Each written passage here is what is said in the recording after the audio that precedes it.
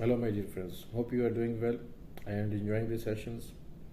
This is our sixth sessions of this subject, academic writing and referencing. Today we are going to discuss the element of the writing style, and the style is manifested in choice. So, what do we have to discuss in the style? Style is content, presentation, and language skill. Content always refer to the words, presentation refer to the sentences, and language reflect in your complete paragraph.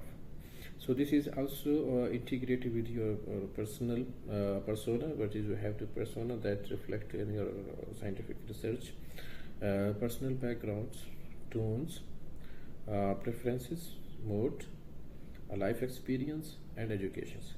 So these will reflect your personality in your research writing styles. If we see on the writing is manifested in choices of the words, sentences, and the paragraph.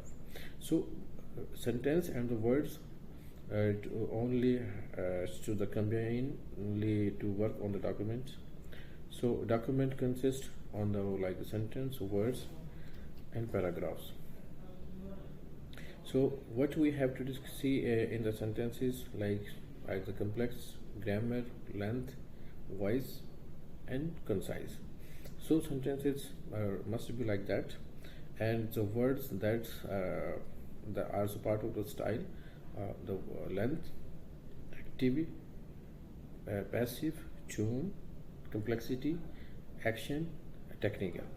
So such kind of the word that you have to be used in your research article paper, and the paragraph that's combined of the word sentences is combination of these two.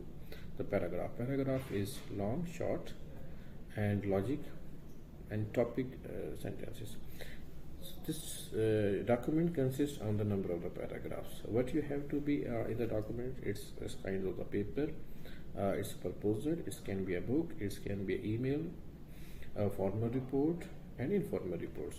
So these are the things of the element of the writing style. And now this is the important things, as you have to choose the words. Word selection is very important in your writing skills. So which word you have to choose? Word choice error. So like you word in scientific document that you should not be forgiven, like achieved, some words that are not reflecting supposed to be in your words, wrong, negative, and passive, meaningful, unknown. So such kind of words that you have to be not use, that give the sense of your all the works negatively perceptions to the readers. So this is important. The selection of the word is very important. That give you a meaningful values of your work draft. So what kind of the you have to be avoid the phrase which only the native use, like the rejection rate is higher than the normal for the delta station. A case that we have received from France. Please quote on the top of the situation. A France speaking personnel may have no idea what is meant by go on top of the situation. Sentences need to be clear, concise, understandable, and based on the positive words. So you once you are going to be using some phrases in your draft of the research paper or the scientific articles.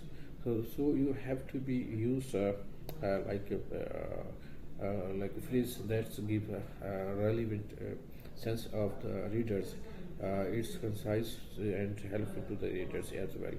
Instead of you put like such kind of complex and irrelevant phrases that give the negative perception and to the readers about your research, and it doesn't link and related to your research objectives as well as your hypothesis. So in the Latin, there are some phrases used like etc, and for example, e.g. example criteria. So such kind of related some phrases that are used as per the itself. So such kind of phrases that should be used or in some technical point of view, or mostly I think you have to be like a generic statement that give a comprehensive meaning to the readers. What kind of the like you have the words active and passive, why is the differences? It's common since you are the intermediate, everybody is well aware about the active sentences and the passive sentences. So the subject plus verb plus object, this is a sequence of equation of the active voice sentences. On the other side, object plus to be verb plus parchment and the optical by the agent. So this is the passive. So passive and active, this is the reciprocal of each other. So you have to be careful the use of the active and the passive as per the situations. So you have to be the mixture of the sentences. Your statement or research cannot be the like either depend on the active sentences or passive sentences. So the use of the both active and passive is essential for your draft. So now if you see the use, when we have to use active, when we have to use the passive. Sentences are structural and easy to read. So this is active. Active is a very simple, when you are going to directly communicate your message, introductory discussions, like example, this study example, like that. And then the passive is focus placed on the action and the result rather than the door. Now, for example, this when you are methodology, let me explain to you about the first active, the way to use the study, examine the effect of X on Y. Methodology when describing action performance by the researchers. Example, we collect the data using a survey, like that. And the result, when the presenting specific outcome for the result indicate a significant correlation between the variables. On the other side, if we talk about the passive is mean you are addressing someone. The main impression shown emphasize the process over the researchers. Example, the simple word tested under the controlled conditions.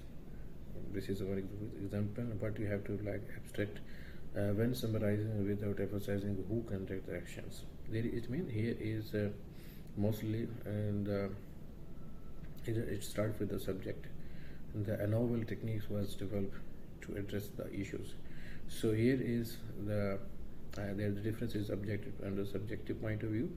The result, like the focus outcome, not to the who obtained it. Example, a significant increase was observed. So passive always start with the subject and active always start with the objective.